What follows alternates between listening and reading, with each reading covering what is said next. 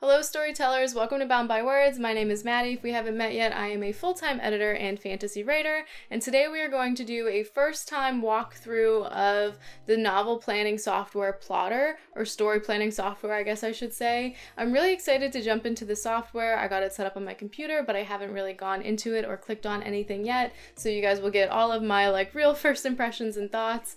Plottr did send me this software for free in exchange for a walkthrough and just my honest opinion about what's going on, and I am excited to really go through and pull things apart. I will say I'm not the most technologically savvy person. I feel like I can hold my own. I can use my computer just fine. I can use my softwares and stuff that I use for work just fine. I can usually figure things out pretty easily, but I'm also constantly Googling little niche things in Premiere Pro. So I'm probably just slightly above average when it comes to computer capabilities. When it comes to the plotting versus pantsing aspect of writing, I am definitely a pantser or discovery writer.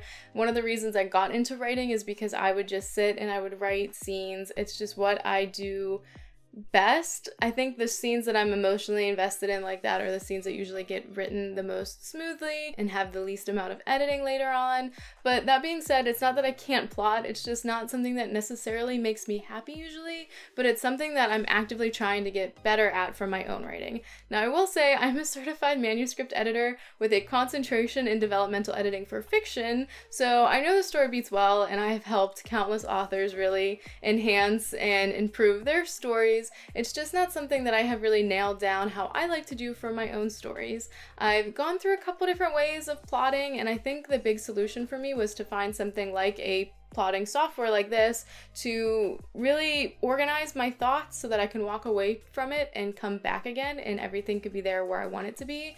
So I have high hopes for this. Also, I wasn't able to participate in NaNoWriMo the way that I wanted, and I know a lot of us weren't this November, and a lot of creators are proposing we do a JanuWriMo, so the NaNoWriMo Writing Challenge, but in January, so as December is getting ready to start, this is perfect timing for me because I want to go through and plot and plan out the rest of my novels so that I can finish it in January. But without further ado, I want to jump into the software and see what kind of tools we have to work with. Alright, so this is what it looks like whenever you open Plottr. It opens to, I think they call this the dashboard, this file section, and you can choose between create a blank project, create from template, to open existing file, or to import. I don't have any recent projects, so this down here is empty. Then we have these useful little tabs. I kind of like how simple this layout is. It makes it, I feel like, not overwhelming, not exactly underwhelming, but it makes it super friendly. I have just enough buttons to click on. I'm not going to touch the account button up here because it has my license number and my email address and stuff like that. Down here for backups, I shouldn't have any backups because I just downloaded the software and I don't really have anything linked to it. But in settings, it looks like we have some fun things that we can mess with. I really like that you can change the font here. I think that's pretty cool. And you can also turn off and on spell check. I think that's really useful for some people who have heavy fantasy terms, but I generally would always want spell check on because even if you're using fantasy-like terms, it will underline them all with the little red squiggle, and then that just gives you a little highlighted at a glance for whenever you're making sure things are spelled consistently. From an editing point of view, I think it's just really helpful. You can set your base language, and it looks like they have a few kind of fun options, but not a really wide range. And I really like that it just comes with the dark and light or system. So if you have everything set one way, you can just hit system. Let's see what these other settings are up here. Dashboard, always open dashboard first. That's an interesting setting. I wonder if you shut that off, what opens first? Is it the file you're working on? I'll probably have to try that after we're done with the screen record. And I really like this streaming friendly, hide sensitive info for when you are sharing your screen. I think that's great for critique partners, and some people meet on Zoom nowadays. I know for NaNoWriMo they do a lot of that, where you meet on Zoom and you just chat, so if you want to share something, it's nice to have that option, or if you're maybe a teacher or a coach. Backups, I don't have anything to back up right now, but it's nice that it automatically saves them and you can choose where you save them to. Also, whether or not it deletes them, I would always want to keep it on never delete because I'm a little bit paranoid.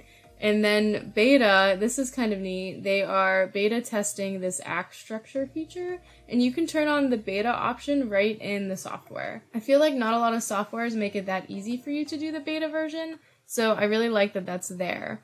but we're going to go to files and we're going to jump in. I really want to hit create blank project, but I think it's probably the best idea to hit create from template first so you can sort of see a few options. I kind of expected it to take me to another screen, but it didn't. It took me to a little drop down box here, and I can't make it wider at all, so it's just as big as the words are.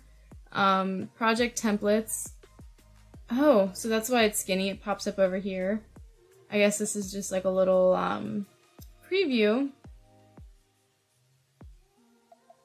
That's funny, it has these diagrams. I don't know if that helps a whole lot of people. I don't like, this is like so much information and so little information all at the same time. So going back to the top of this snowflake method template card, it looks like this is the only option since it's not a drop-down box here, and these seem like you can choose between them. But you have these scene card options and this plot line, which makes me laugh. The 3 disaster structure makes me think a lot like the 3 act story structure. And then under notes, it has steps, but in descending order. And some of these steps have the same number. I don't exactly know how that really goes into the planning process, but I'm sure once I start using it, there's probably a reason that it's like that. And this says introduction to the snowflake method at the end. I don't know why that would be at the end. I feel like that should be at the top, but I do like how they say based on the snowflake method by Randy here, so that if you want to do a little bit more research, you have a little bit more information to go off of. I'm assuming that these are the tags and custom attributes that are already in the template. And then there are those pictures at the bottom of like the explanation, like the snowflake method is you start with like a couple of things and you like add more detail so you have like a really complex drawing. And I guess whenever you're ready, you can just hit create new project. I'm going to move my face out of the way for this, but you can change, I guess, which section. Oh, so project templates. This is the only project template. I see what it is. This is my templates, project templates. And you can pick, this is kind of cool that you can pick between different types of starter templates. I wonder if they have like, it doesn't seem like they have a whole lot of options in some of them, but mystery, like those are 3 valuable options. And there's even a short story one and one for screenplays, which is great. I love that. So let's go back to all and sort of scroll through. 12-step mystery, chapter novel outline. Let's click on something. Gray Tags Pyramid. I don't actually know what that is, so let's see what that is. A classic story structure for writing dynamic plays. That's why I don't know what it is. I don't really do a lot of screenwriting. So let's pick something else. Folktale structure. A story structure for folktales based on the teachings of Vladimir Prop. That's kind of neat. So plot lines, I guess this is like how the 3 acts has 3 different acts. This has 4 different phases. Introduction, story body, donor sequence, and hero's return. And then scene cards. I'm assuming that it comes with like these scene cards that you fill out. I kind of like that if that's the way that the templates are. I almost said beat sheet because I read that over there. But if that's the way that the templates are and you can say, okay, well I'm at this part of the story, like I'm at the delivery, I'm at trickery, and I can just fill that kind of information out, then that would be really useful. Let's find something that I am familiar with. I'm gonna click on take off your pants first. I'm gonna find something I am familiar with next so that I just am more comfortable and not as confused going through it.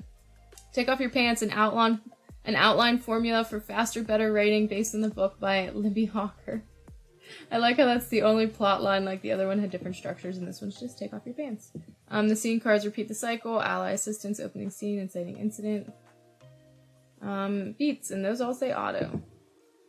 Let's do the 3-act story structure because I am familiar with that, and this is one of the reasons why I think this is a good option because all of the beats here also say auto. So these must just be like customizable ones. Villain's Journey. I'm gonna click on that before I go, just to see what all is going on. So some of these seem like just a couple like things thrown in there to get you started, and some of them seem pretty invasive. So it's definitely worth poking around and seeing which one will work best for your story. We're gonna name my project. I'm gonna be really lame, and I'm gonna name it Untitled. And enter, and it did open a new window that time. That's sort of what I expected it to do the first time, and it didn't. So we're gonna make that full screen, And I'm going to drag myself down to the bottom again, wherever I'm going to be out of the way. And let's see, so Act 1, Act 2, and Act 3. It's cool that they're on timelines like this, but I will say, since one happens and then the next, it seems like I don't need to watch them all stacked up, if that makes sense. I think that there's some great potential here with these vertical sections. So if you start with a blank template and you were doing dual point of view, or even just multi-point of view, each one of these can be another character's point of view. I think that would be great. I also think when I seen this, my first thought was like subplots. To make sure that you hit all of the important things that you want to in your subplots. So beat 1, 2, like things are going to pop up as I hover because I don't really know what the software is going to do, so I can't avoid it. I kind of want to know what this plus does next to the beat. Okay, I just added an extra one, and we can delete that. Is it going to make me go through it? Oh no, it did delete it. Those are just pop-ups. That's a little startling. So I really like that it looks like if you hover, it does pop up, but it seems like it happens very easily accidentally. So it gives you a little bit of, like, I want to say a task, but that's not really the word I'm looking for. It gives you some instruction. Act 1 makes up 25% of the story. The exposition should take up approximately 10% of the story. So it's saying this section here that you're going to write, like this is what you want to do, and this is sort of like how much it's supposed to take. And add your details above this line. Oh, and when you click on it, it opens a whole another window. So you can click right here and hit enter and add your details, or I'm assuming you can just erase that if you wanted. It's nice that you can change the names up here pretty easily. So this gives you like a whole editing bar with some formatting options, which is pretty cool. That way you can separate things. If you have quotes, I kind of want to see what this does. If you have quotes or something interesting that you're writing, like dialogue, okay, it puts out like a little call box on the side. That was not as exciting as I thought it would be, but if you have sections that you like know what you want the dialogue to be, or if you're like, I know I want this to happen in this scene, you can put it in a little standoff box, and you can also add links and images. That seems really nice. Chapter 1. I guess you can move it around from line to line as well. And it seems like you might be able to move it from series to series. I don't know why there's a little triangle there, but I wouldn't want to move my card from, well, I guess from project to project. You might have different projects for different sections of your book. And tags. Okay, so you can just add the characters, the places, and the tags here. I kind of like that. It reminds me a lot of like the metadata section on Scrivener, but it's like bigger and easier to read, so that it's not as confusing, and also it's just there. You don't have to click on any buttons or set it up. I do like that there are colors, and I love the range of colors. Instantly love that. That's my favorite thing. One of my biggest pet peeves for highlighting and stuff like in Microsoft Word is how dark and vibrant the colors are. It makes it really hard to see any of the text. So I really like pastels, and I really like the amount of diversity here. So that color green is kind of pretty, I think. Let's find something that, I don't know, I'm gonna color shop a bunch. We can leave it on green, or we'll use this blue, and we'll see what happens whenever we click out of this. But under attributes, there are no attributes. What happens if I hit configure?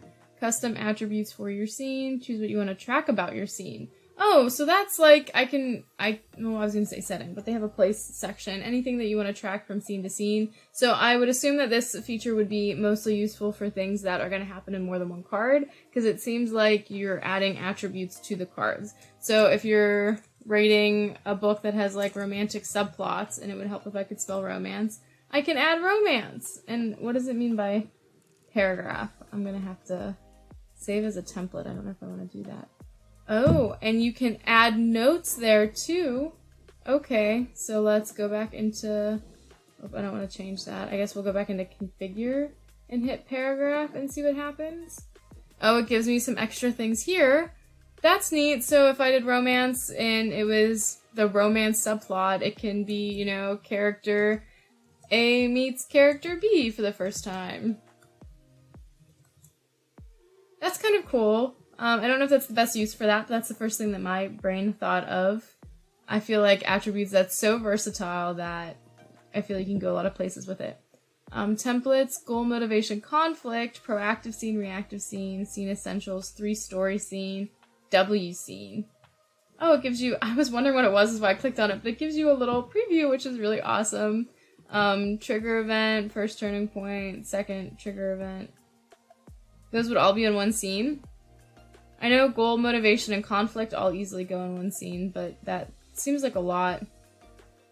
I guess it could have, it's like a whole story, I feel like. The react story, or 3-story scene, conflict, choice, and consequence. I kind of like that setup too. I like that they have reactive and proactive scenes, because I feel like something I always talk about when I'm developmental editing is balancing those two. Being reactive and proactive will keep your characters a little bit like diverse and dynamic through the scenes. So if we hit choose for that, it inserted them for us on a separate thing. So if we have our own personal things we're tracking, it can be on this card, and then other attributes pop up in other cards. So that's kind of cool. I do like that. I'm gonna, if I just click out, well, it does click out, and it did change the card to that color that I wanted. I don't know what this plus does. I can just add things underneath. That seems weird. Okay. We're just gonna call it Scene B. Okay, that's weird and neat. I like it. I don't know how I would use that yet, but I feel like that would be useful. Again, my brain's going back to if it wasn't 3 acts here, like if I had point of view instead, how this would be cool, like useful. I think this would be best for things that you would want to move around, and you can just drag and move things around. So if you're like, okay, well these 2 scenes are really, really similar, I think I can probably join them, and then the next thing can happen. You can move it like that, so I am a big fan of that. Let's see what this does. This is just a really nice toggle, and then you can change the size. This is kind of comical. I guess if your story is really long, that could be really useful as well, because you do have quite a few scenes I feel like will fit in some of these novels that are like 200,000 words. So you can sort just attributes. There's the one that I made. Super fancy. And what does flip do? Does it just flip the horizontal versus vertical? I really like horizontal. I think I would probably leave it like that. And we have a structure button over here. Timeline structure, and you can pick the text color or no color. What text are we coloring? I'm just gonna pick something dark so it'll pop up. The border color. Weird. Border style. Okay, that's what we're changing. Background color. I don't know that I like that. I don't set up at all. Definitely, but I was just clicking super out there things so that I can see what would pop up. So that is for the top, the timeline structure. And let's see if it, like, Control Z does undo things very easily, which is nice. But they also have this edit, undo, and redo up there like it's supposed to be, which is cool. While we're up here, let's see what view is. Take a screenshot. Window, they have minimize and close as an option, but that seems kind of silly because you already have like the X and stuff in this section, but zoom might be helpful. And let's see what else is over here. Oh, you can export it! I read this on the website, and it was one of the things that I was most excited about. You can export it to Microsoft Word and Scrivener. So I like to keep my novels organized in Scrivener, and I'm just trying to get better habits at that. And I finally found a system I liked before I decided to start re-planning and plotting, and I wanted to keep everything in Scrivener so that it was organized. So my big worry with trying the software out was that it would be separate, and I wanted to keep everything together. But you can actually do all of your plotting and planning and then export it somewhere else. So I was very excited about that. I have a notification introducing community templates. This is really exciting. It just happened on November 11th. A highly requested addition, the ability to download a plot and character templates from members of the Plottr community and submit your own. I love that. That makes me think of Notion, how you can just download other people's templates on Notion. I think that's incredibly useful. Let's see. Template or clear timeline. Since this isn't a real project, let's clear timeline and see what happens. Just for you guys. Takes it to absolutely nothing. So when it does take it to nothing though, you notice here it says main plot, which is how I was saying earlier, like that made me think of subplots. So the act 1, 2, and 3 is like really nice and like visually kind of spread out, but I don't think that's how I would use it. So I would probably mess with some different templates or create my own. Let's see what happens when we go to project. Nice, you can type in all of this information. I don't know what this does really, like if it puts it somewhere or labels or organizes it differently, but it's good to have that information. I think it's kind of cute how they have these as like actual books, and this just popped up. It looked like the same information that's at the top. Oh, this is the series and this is the books. Nice. So if you're doing a multiple book series, and you can just add new here, or you can start with a template, and this would be book 1, and this would be book 2, and it keeps me on the same page. I really like that. I kind of half expected it to like take me to like another window. So it keeps you on the same page, and you can plan out all of your books here. I know a lot of people would find that useful. And now I have multiple projects here instead of a little orange triangle. We can go back to the timeline. We can go to the outline. Now for the outline, I kind of want to see, we're going to start a new, I want to see what it looks like with some text there. So we're going to make this one. Yeah, so we're in this book 3 now. That is a hero's journey, and this is the hero's journey beat sheet. I do like that you can draw over them and see what's on it, but it happens so suddenly and quickly, it is throwing me off a whole bunch. So we go to outline. The beats are now on the side with their color-coded dots, so if you're color-coding subplots or point of views. And this looks like I can just drag it and drop it, or, oh, I can click into it and edit it, or click out of it. So this is just your cards stacked on top of one another. I kind of like this mode for when you're brainstorming, like when you're actually putting in the details. I think the timeline mode is great for like an overarching, what am I writing now, or what do I have to write next, or for developmental editing. This seems like a really good function for actually creating the outline. Notes. I got a new note here. You can add tags to the notes, which is nice. The name for the note and then the note itself. I don't know how much I would use this, to be honest. I guess this is good for world building or reference things if you don't know where it's going to go in your book. Part of me thinks like the outline you would really attach everything, but I guess this is a good place to hold things if you don't have anywhere to attach them to. So we have a new note here. Is there any way that we can put the notes onto our cards? That would be kind of cool, because you have the character in places down here. I think that just closes everything, so I don't want to touch it. Yeah, that's a URL link. I was hopeful and thinking maybe it was for attaching a note. I don't see anything here to attach a note to a certain section, and I don't see anything in the note to do that either, so that would be kind of a cool thing to add. But this is like, you can plan out your subplots or things you want to have going on, or certain settings or certain components in the story, and have them sit here waiting. That's not an unuseful thing. Characters, so you can create your whole character card. So they have this for characters, places, and tags, which is on the bottom here. Which is why my brain was like, notes should be there too, probably. So for characters, let's see what we have. Name, short description. The character options are main, supporting, and other. I wonder if you can change that somewhere, just to incorporate other things. I know that there's a lot of stories that have a lot of different like categories, so it would be cool to add some extra things in there. And then you can also do attributes and templates as well. I don't know what templates. Oh my gosh, they have 1,000 things. I was gonna say I don't know what templates I would want to add here, but the personality traits and character arcs and bios. So this is really where the meat of all of your, I feel like, character information, the magic blueprint, that's really useful.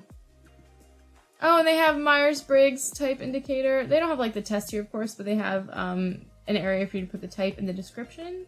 I think that that is really, really great. Online dating profile. I heard somebody recommend that recently. We'll do goal, conflict, and motivation, because I like that setup. So you can just fill in everything out, and it gives you this. I like this little blurb it gives you underneath the things. describe the inner force or emotion that drives the character toward their goal. That's really helpful, more so I think than just having the blurb here, because something that I think is good in plotting software like this is how accessible it is for people who don't really know how to plot or are new or trying to experience new plotting methods. So it's really easy to say, you know, you want to give your character a goal, a motivation, a conflict, and it's also easy to say like they have to have an external goal and an internal goal, but it's the memorizing which one is which and how important each one is for your story that can be kind of tricky. So including that I think is incredibly helpful for writers. And of course, choosing an image, it would be cool if you could do more than one image, but it looks like you can only choose one image for now.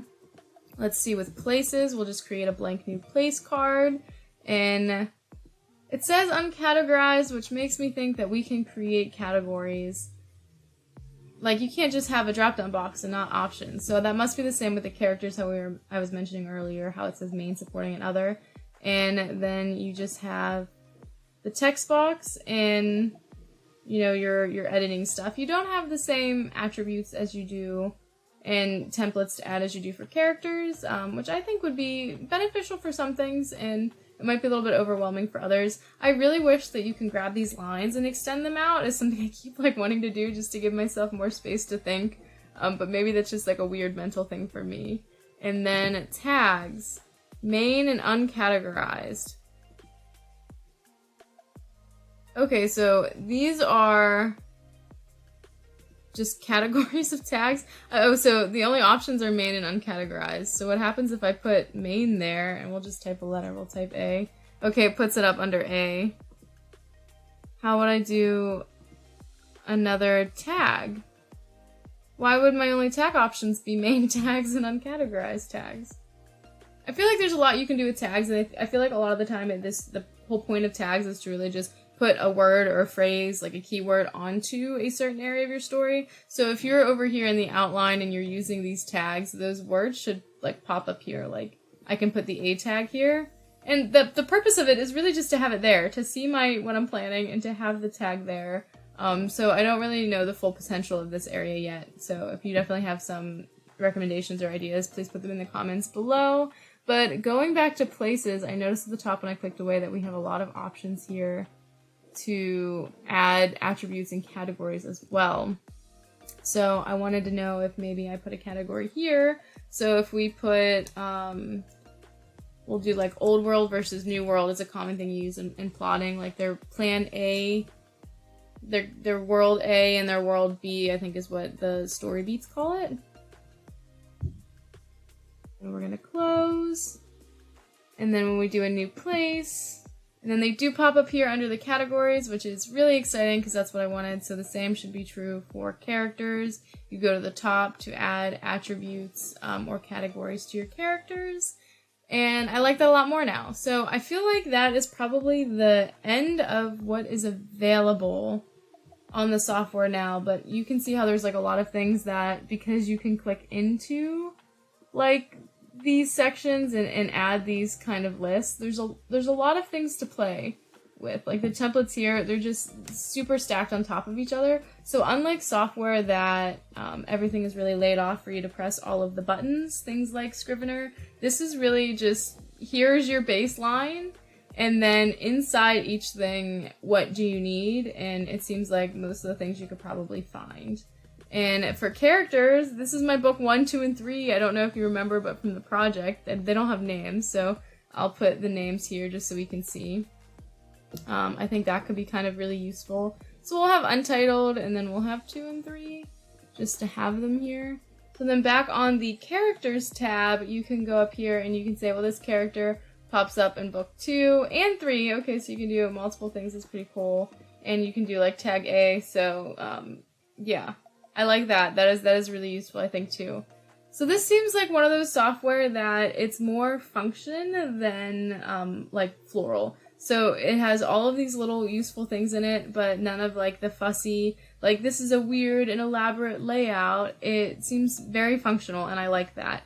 And on top of it being functional, the only really true aesthetically pleasing thing I think that they really splurge on is this view with the timeline. And I think that's all you really need, but I do think that they'll probably also expand on things like that. I did notice the only thing I clicked on before I started filming this video is whenever you go into the Plottr software, and this was the screen that we opened on.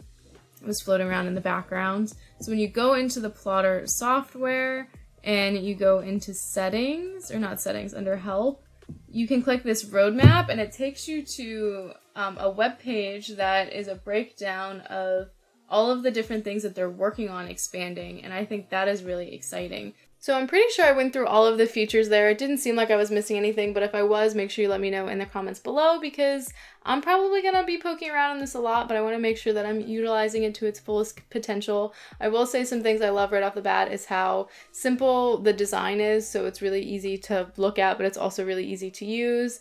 It's definitely not confusing or overwhelming. I know one of the biggest complaints you get about people who download Scrivener is that they get overwhelmed so easily because of all of the options. So this has a lot of really interesting options, but they're sort of nestled together in a way where it's not all jumping out at you at once. I do like how you can change the text editor and the font and everything right off the bat. That's kind of great. I feel like that's something that software usually has to grow into over time, but I feel like this is a pretty well-used software already. Another big thing that I noted that I like was just being able to do a series all at once and being able to use the same tags and characters across series. I think that's really useful. Something I use in Scrivener, so it's like a story bible binder is how people talk about it, but I don't think I've ever had more than one book in a Scrivener document. I'm sure you can, but I feel like that just mentally feels a little bit cluttered, so I really like how they have the series together, but then you can also look at the timeline separately. The only downside I can think of to that is if you export it to Scrivener to do all of your writing and stuff like that, and then you go back and change your outline, you'd have to export it again. So it really just rides on how easy the export is and what kind of file it exports to. What options you have, does it all go into one document? Does it go into separate Scrivener files? So it's definitely something I'm gonna have to play with to see if I like. I wish I was able to, I was trying to move the windows a little bit so I had a little bit more space to read, but I do like the vast number of templates and also the descriptions that are under things as well. I started in Scrivener when I was making my own cards on the corkboard, writing those little descriptions of what type of thing needs to happen. So I'd write 9 or 10 points out, and it would be this is this thing that is happening and this is what it needs to do emotionally to your characters, but they already have that built in, and I think that that's really nice, especially if you are new or if you're experimenting with different types of plotting and planning. So if you enjoyed this video, or if you had any fun walking through Plottr with me for the first time, then make sure you give it a thumbs up and also consider subscribing. I post writing related videos twice a week.